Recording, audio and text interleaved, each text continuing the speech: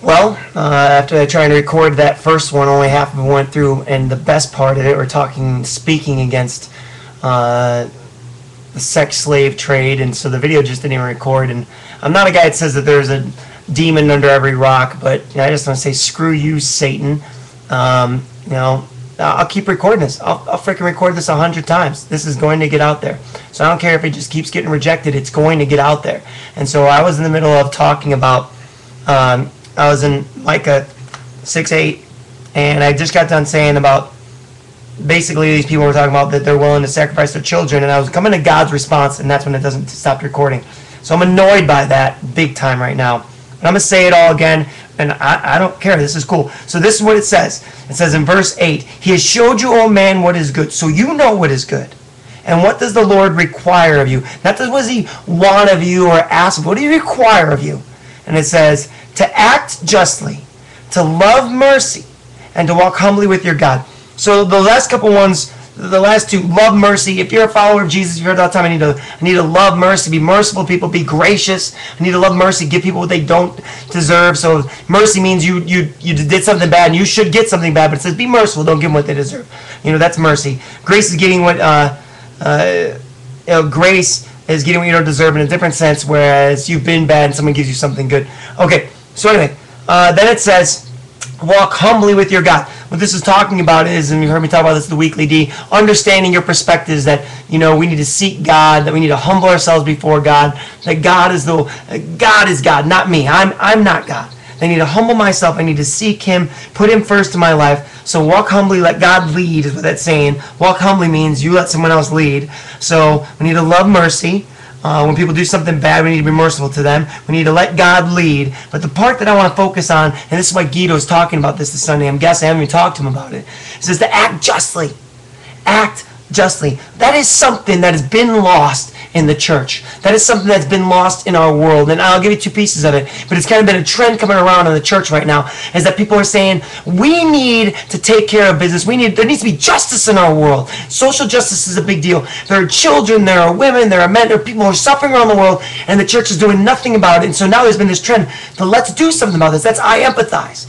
So there needs to be justice for children. Children need justice. Their children being captured. I think the number is 800,000. Being forced into the sex slave trade. And it's not just enough to help those who get spit out and tend their wounds and minister them spiritually. They need justice. They need justice. And you know where that starts? It starts in our lives. It starts with me. It starts with you. To act justly in your life first. It's not just about justice for children around the world. It's about how do you act in your life right now. Are you just? God is a just God. If you say you're a follower of God and you're not acting justly, then you're kidding yourself. Because He is just. He is just. He does what is right. Do you do what is right? Do you tip the scales? Think about justice. Do you tip the scales for somebody who's more attractive or somebody who's more wealthy or someone who could do something for you? So your justice is already like, well, you're not acting justly. You're favoring the rich or the good-looking, versus the poor or the overweight or the whatever it might be. Do you act justly? Do you treat all people equally? Do you do the right things? Are you just? So it starts there.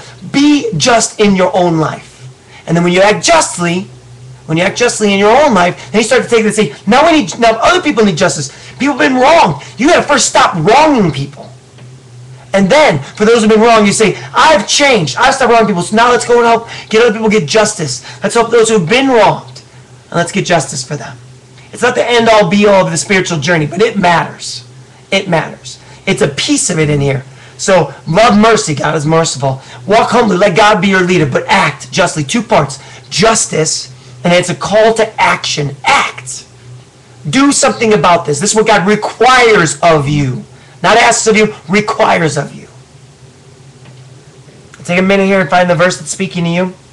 Go ahead and put me on pause, because I already know what mine is, because this already stopped on me once, so I already know what I'm going to say.